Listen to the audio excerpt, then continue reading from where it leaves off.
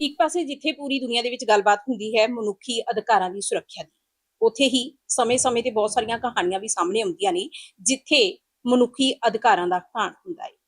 ਇੱਕ ਅਜਿਹੀ ਉਦਾਹਰਨ ਸਾਡੇ ਜਿਹੜੀ ਸਾਹਮਣੇ ਆਈ ਹੈ, ਇੱਕ ਕਹਾਣੀ ਸਾਡੇ ਜਿਹੜੀ ਸਾਹਮਣੇ ਆਈ ਹੈ ਜਿਸ ਨੇ ਕਿਤੇ ਨਾ ਕਿਤੇ ਦਿਲ ਨੂੰ ਝੰਜੋੜ ਕੇ ਰੱਖ ਦਿੱਤਾ ਹੈ। ਬੀਬੀ ਹਰਜੀਤ ਕੌਰ ਅਮਰੀਕਾ ਤੋਂ ਡਿਪੋਰਟ ਹੋ ਕੇ ਇੰਡੀਆ ਪਹੁੰਚੇ, ਪਰ ਇਸ ਸਮੇਂ ਦੇ ਦੌਰਾਨ ਉਹਨਾਂ ਨੇ ਬਹੁਤ ਸਾਰੀਆਂ ਚੀਜ਼ਾਂ ਜਿਹੜੀਆਂ ਨੇ ਹਟਾਈਆਂ। ਕਿਸ ਕਦਰ ਉਹਨਾਂ ਨੂੰ ਜਿਹੜੀਆਂ ਇਹ ਸਾਰੀਆਂ ਚੀਜ਼ਾਂ ਦੇ ਵਿੱਚੋਂ ਦੋ ਚਾਰ ਹੋਣਾ ਪਿਆ। ਮੇਰੇ ਨਾਲ ਇਸ ਸਮੇਂ ਹਾਜ਼ਰ ਨੇ ਮੈਡਮ ਹਰਜੀਤ ਕੌਰ ਜੀ। ਮੈਮ ਸਤਿ ਸ਼੍ਰੀ ਅਕਾਲ ਜੀ। ਸਤਿ ਸ੍ਰੀ ਅਕਾਲ ਜੀ।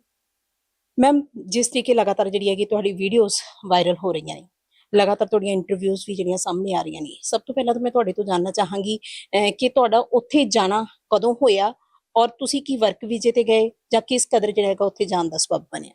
ਨਹੀਂ, ਅਸੀਂ ਵਰਕ ਵੀਜ਼ੇ ਤੇ ਨਹੀਂ, ਇਹੀ ਏਜੰਟ ਨਾਲ ਹੀ ਗਏ ਸੀ ਨੇਪਾਲ ਤੋਂ। ਤੇ ਉਸ ਟਾਈਮ ਇੰਨੀ ਸਖਤੀ ਨਹੀਂ ਸੀ। ਜਦੋਂ ਅਸੀਂ ਗਏ ਉਹਨਾਂ ਨੇ ਸਾਨੂੰ ਇੱਕ ਰਾਤ ਰੱਖਿਆ, ਅਗਲੇ ਦਿਨ ਛੱਡਤਾ ਸੀ। ਫਿਰ ਉਸ ਤੋਂ ਬਾਅਦ ਅਸਾਈਲਮ ਵਗੈਰਾ ਅਸੀਂ ਲਗਾਇਆ। ਜੋ ਕੇਸ ਮੇਰਾ ਇਸ ਤਰ੍ਹਾਂ ਚੱਲਦੇ ਰਹੇ, ਬੱਚਿਆਂ ਮੇਰੇ ਨੇ ਸ਼ਾਦੀਆਂ ਕਰ ਲਈਆਂ, ਉਹ ਤੇ ਪੱਕੇ ਸਿਟੀਜ਼ਨ ਉੱਥੇ। और मेरा केस चलता रहा। फिर 2012 च ना मेरा केस डिनाई कर दिता, मैनू डिपोटेशन लग गई। तो मेरे पास पासपोर्ट नहीं था, तो मेरे को हाजिरी लगानी पड़ती थी। वो 6 महीने के बाद मेरे को जाना पड़ता था वहाँ। तो हाजिरी लगाती थी, वो डेट लिख के दे देते, मैं आ जाती। कभी कोई उन लोगों ने जवाब सवाल नहीं किया था। इस बार कुछ भी नहीं हुआ। अभी मैं 8 सितंबर को गई हूँ, तो मेरे को उन लोगों ने अरेस्ट कर लिया। ਮਤਲਬ ਤੁਹਾਨੂੰ ਪਹਿਲਾਂ ਬਿਲਕੁਲ ਨਹੀਂ ਸੀ ਪਤਾ ਕਿ ਤੁਹਾਨੂੰ ਅਰੈਸਟ ਕੀਤਾ ਜਾਣਾ ਹੈਗਾ, ਤੁਸੀਂ ਤਾਰੀਖ ਤੇ ਗਏ ਸੀ ਮੂਵਨ ਤੇ ਸਿੱਧਾ ਤੁਹਾਨੂੰ ਅਰੈਸਟ ਕਰ ਲਿਆ। ਫਿਰ ਉਸ ਤੋਂ ਬਾਅਦ ਦੀ ਕਹਾਣੀ ਕੀ ਰਹੀ? उस तो बाद फिर जब अरेस्ट किया, मेरी ग्रैंड डॉटर बाहर सी जो मेरे साथ गई थी, उसको अंदर नहीं आने दिया। तो मैंने वो सर को बोला, मैं सर मेरी तो ग्रैंड डॉटर बाहर है, फिर मैं उसको बोलना है। वो उसने अपना फ़ोन निकाला और वो मेरे को बोलता आप नंबर दे दो। तो मैंने नंबर बताया, तो उसने फ़ोन किया, फिर मेरी बात करवाई मेरी ग्रैंड डॉटर से। तो उसको मैंने बोला, मैं हाँ आप चले जाओ, मेरे इन लोगों ने मुझे अरेस्ट कर लिया। वो बेचारी रोना शुरू हो गई। तो मैंने उसको बोला, मैं तो आराम से धीरे धीरे जाना, अभी तेज गाड़ी नहीं चलाई, एकदम झटका लगता बच्चे को। तो मैं तो पापा और मम्मा को फ़ोन कर। फिर वो बेचारी गई। फिर मुझे पता नहीं उन लोगों ने कैसे बात की कैसे नहीं की। फिर रात मेरे को उधर ही रखा सन फ्रांसिस्को। अगले दिन मेरे को लेके गए फ्रिजनो। फ्रिजनो से बाद फिर लेके गए मेरे को बिग स्पीड, उधर 8-10 दिन रखा। फिर उसके बाद जॉर्जिया ले आए, उधर से फिर मेरे को फ्लाइट इधर दिल्ली की। ਹਰਜੀਤ ਜੀ ਜਦੋਂ ਤੁਹਾਨੂੰ ਅਰੈਸਟ ਕੀਤਾ ਗਿਆ, ਤੁਸੀਂ ਆਪਣੀ ਬੇਟੀ ਨੂੰ ਵੀ ਜਿਹੜਾ ਹੈਗਾ ਦੱਸ ਦਿੱਤਾ ਕਿ ਮੈਨੂੰ ਅਰੈਸਟ ਕੀਤਾ ਜਾ ਚੁੱਕਿਆ, ਉਸ ਸਮੇਂ ਕੀ ਕੋਈ ਇਸ ਤਰੀਕੇ ਦਾ ਤਰੱਦਦ ਨਹੀਂ ਸੀ ਕੀਤਾ ਜਾ ਸਕਦਾ ਕਿ ਮੌਕੇ ਤੇ ਕੋਈ ਵਕੀਲ ਹਾਇਰ ਕੀਤਾ ਜਾਵੇ ਤੇ ਉਹ ਉਸ ਤਰੀਕੇ ਨਾਲ ਜਿਹੜੀ ਕੋਈ ਅਪੀਲ ਕਰੇ? ਕਿ ਇਸ ਤਰੀਕੇ ਦੀ ਕੋਈ ਜਿਹੜੀ ਪ੍ਰਕਿਰਿਆ ਤੁਹਾਡੇ ਵੱਲੋਂ ਵਿੰਡੀ ਗਈ? नहीं, वो ऐसे वो चांस नहीं देते उतनी जल्दी। जब उन लोगों ने अरेस्ट कर लिया मेरे को, एक दफ़ा वहाँ बिगल स्पीड में ले गए, तब मैंने लॉर किया, वो पहले नहीं। ਜਦੋਂ ਅਸੀਂ ਇੱਥੇ ਆਪਣੇ ਪੰਜਾਬ ਦੀ ਗੱਲ ਕਰਦੇ ਹਾਂ ਨਾ, ਤਾਂ ਹਰਜੀਤ ਕੌਰ ਜੀ ਕਹਿੰਦੇ ਨੇ ਕਿ ਸੀਨੀਅਰ ਸਿਟੀਜ਼ਨਸ ਤੇ ਸੀਨੀਅਰ ਸਿਟੀਜ਼ਨ ਤੇ ਕੁਝ ਹੱਕ ਜਿਹੜੇ ਨੇ ਰਾਖਵੇਂ ਹੁੰਦੇ ਨੇ, ਉਹਨਾਂ ਨੂੰ ਕੁਝ ਵੱਖਰੇ ਤੌਰ ਤੇ ਜਿਹੜਾ ਹੈਗਾ ਉਸ ਤਰੀਕੇ ਦੇ ਨਾਲ ਜਿਹੜਾ ਟਰੀਟ ਕੀਤਾ ਜਾਂਦਾ। ਕੀ ਤੁਹਾਨੂੰ ਉਧਰੋਂ ਉਸ ਤਰੀਕੇ ਦੇ ਨਾਲ ਜਦੋਂ ਇਸ ਸਮੇਂ ਦੇ ਦੌਰਾਨ ਤੁਹਾਨੂੰ ਅਰੈਸਟ ਕੀਤਾ ਗਿਆ, ਉਸ ਤਰੀਕੇ ਦੇ ਨਾਲ ਮਾਨ ਸਨਮਾਨ ਦਿੱਤਾ ਗਿਆ ਜਾਂ ਮਤਲਬ ਖਾਣ ਪੀਣ ਦਾ ਜਿਹੜਾ ਹੈਗਾ ਸੀਗਾ, ਸਾਧਨ ਸੀਗੇ ਜਾਂ ਸੌਣ ਦਾ ਜਿਹੜਾ ਹੈਗਾ ਸਮਾਂ ਸੀ? ਕਿਉਂਕਿ ਉਮਰ ਵਡੇਰੀ ਹੈ, 73 ਸਾਲਾਂ ਦੀ ਉਮਰ ਦੇ ਦੌਰ ਦੇ ਵਿੱਚ ਤੁਸੀਂ, ਉਹ ਸਾਰੀਆਂ ਚੀਜ਼ਾਂ ਕਿਵੇਂ ਰਹੀਆਂ?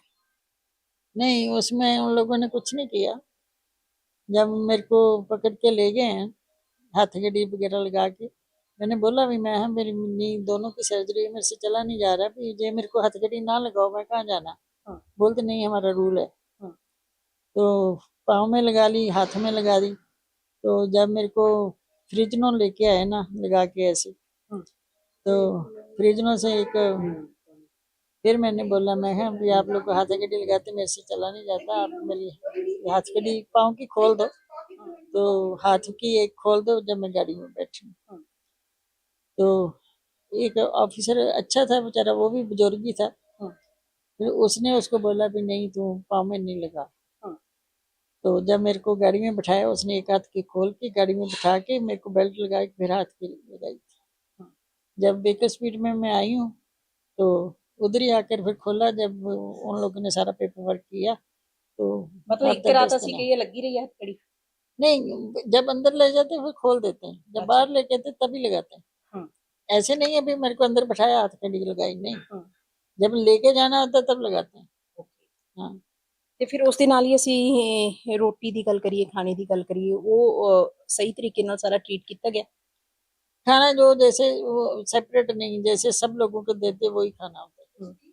अगर मैं जैसे उधर 10 दिन रही हूँ, मैंने जब मेरे को पता नहीं था, जब हम खाना खाने गए तो पंजाबी भी काफी थी लेडीज उधर। तो जब मैंने देखा तो उसमें वो ही टर्की वगैरह सैंडविच में था, तो मैं तो वेजिटेरियन, मैंने ये नहीं खाना। तो बोलते आपको अभी रिक्वेस्ट डालनी पड़ेगी, तो तब आपको वेज खाना मिलेगा, नहीं तो आपको देंगे। फिर वही एक पैकेज उसका चिप्स और 2-3 कुकी वही खाया। ਡੇਲੀ ਫਿਰ ਉਸੇ ਤਰੀਕੇ ਰਿਹਾ। हाँ, ਇੱਕ ਪੈਕਟ ਚਿਪਸ ਔਰ हाँ ਕੁਕੀ जी, ਉਹੀ हाँ ਖਾਂਦੇ ਰਹੇ वही। ਔਰ ਲਗਾਤਾਰ ਤੁਸੀਂ ਇੰਨਾ ਸਮਾਂ ਜਿਹੜਾ ਇਹ ਖਾ ਕੇ ਹੰਢਾਈ ਆ। हाँ जी, ਵੈਰੀ जी, ਸੈਡ। जी। एक दिन तो पूरा दिन नहीं खाया कुछ भी, बस पानी पी लिया और कोई कुछ नहीं। फिर उधर जो लेडीज थी ना, उनको पता था, उसने मेरी बहुत हेल्प की वहाँ। पंजाबी थी 2-3 लड़की, वो 1-1 साल से रह रही थी, उनको तो सभी अभी पता था।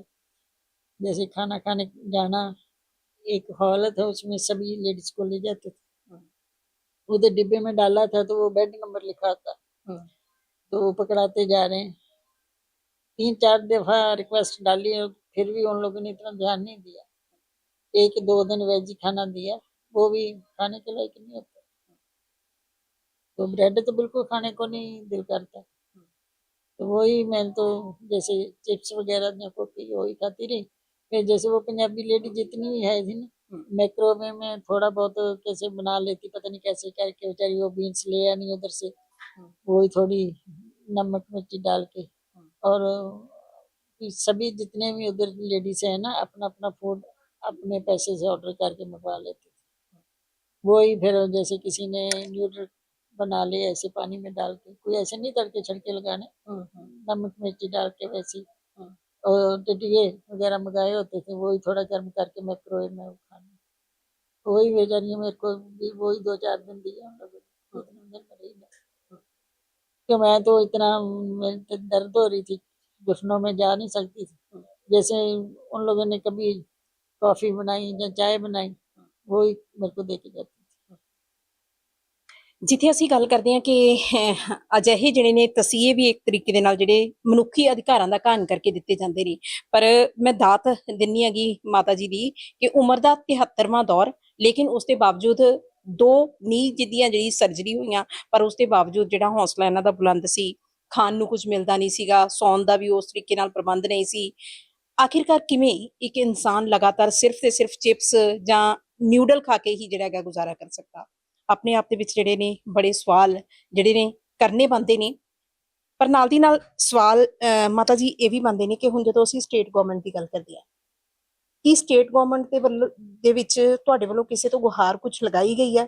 ਕਿਉਂਕਿ ਕੱਲ ਹੀ ਮੁੱਖ ਮੰਤਰੀ ਭਗਵੰਤ ਮਾਨ ਕਹਿ ਰਹੇ ਸੀ ਕਿ ਡੋਨਾਲਡ ਟਰੰਪ ਜਿਹੜੇ ਨੇ ਸਾਡੇ ਮੁੱਖ ਮੰਤਰੀ ਪ੍ਰਧਾਨ ਮੰਤਰੀ ਦੇ ਦੋਸਤ ਨੇ। ਸੋ ਤੁਸੀਂ ਸਟੇਟ ਗਵਰਨਮੈਂਟ ਦੇ ਵਿੱਚ ਕੋਈ ਜਿਹੜੀ ਗੁਹਾਰ ਆਪਣੇ ਵੱਲੋਂ ਲਗਾਉਣਾ ਚਾਹੁੰਦੇ ਹੋ? उधर अमेरिका में ही जो मेरे बच्चे कर रहे हैं अभी, जैसे रैलियां वगैरह बहुत लोग निकाल रहे हैं कि जो इन लोगों ने किया गलत किया, ऐसे नहीं करना चाहिए था। बहुत भी ये नहीं भी अपने कल्चर पंजाबी करते हैं, सभी मेरे साथ है जो भी है ना। उधर मेरे को जब मैं काम करती थी ना, उधर बहुत कस्टमर आते थे मेरे वहाँ, गोरे भी आते थे, काले भी आते थे, मैक्सिकन भी आते थे, पंजाबी तो आते ही आते थे, सब जानते थे मेरे को। अभी वो जितने भी हैं सब रैली में आए, सभी बोलते हैं कि अच्छा नहीं किया, ग्रैंड माँ बोलते हैं सभी। अभी मैं उधर ही बेकर स्पीड में भी हफ्ता रह के 10 दिन, उधर भी जितनी मैक्सिकन सब मेरे को ग्रैंड माँ बोलती थी। अभी जिस दिन मेरे को ये लेके आए हैं उधर से भी जॉर्जिया के लिए, वो सब मैक्सिकन लड़कियां मेरे को इतनी गले लग रो रही थी, ग्रैंड माँ मैसेज, ग्रैंड माँ मैसेज। तो प्यार तो बहुत करते हैं, सभी करते थे, अभी सभी क्यों, जब बच्चे जवान होते हैं ना, ग्रैंड सन या ग्रैंड डॉटर एक स्कूल में पढ़ते हैं, सभी जानते हैं एक दूसरे को, सब लोग आते हैं बोलते हैं। ਲਗਾਤਾਰ ਤੁਸੀਂ 30-35 ਸਾਲ ਉੱਥੇ ਰਹੇ, ਲੰਬਾ ਸਮਾਂ ਜਿਹੜਾ ਹੈਗਾ ਉੱਥੇ ਹੰਡਾਇਆ, ਪਰਿਵਾਰ ਤੁਹਾਡਾ ਉੱਥੇ ਆ, ਬੱਚੇ ਉੱਥੇ ਨੇ, ਤੁਸੀਂ ਕਿਹਾ ਉਹ ਲੋਕ ਵੀ ਤੁਹਾਨੂੰ ਇੰਨਾ ਜ਼ਿਆਦਾ ਪਿਆਰ ਕਰਨ ਲੱਗੇ ਸੀ, ਗ੍ਰੈਂਡ ਮਾਂ ਕਹਿ ਕੇ ਬੁਲਾਉਂਦੇ ਸੀ, ਹੁਣ ਕਿੰਨਾ ਕੁ ਹਤਾਸ਼ ਹੋ, ਕਿੰਨਾ ਕਿ ਨਿਰਾਸ਼ ਹੋ, ਕਿੰਨਾ ਉਦਾਸ ਹੋ? बहुत ज्यादा, वो तो जब बच्चे फोन करते हैं तो मेरे से बात नहीं होती, क्यों मूल डालो भी आज ज्यादा प्यारा।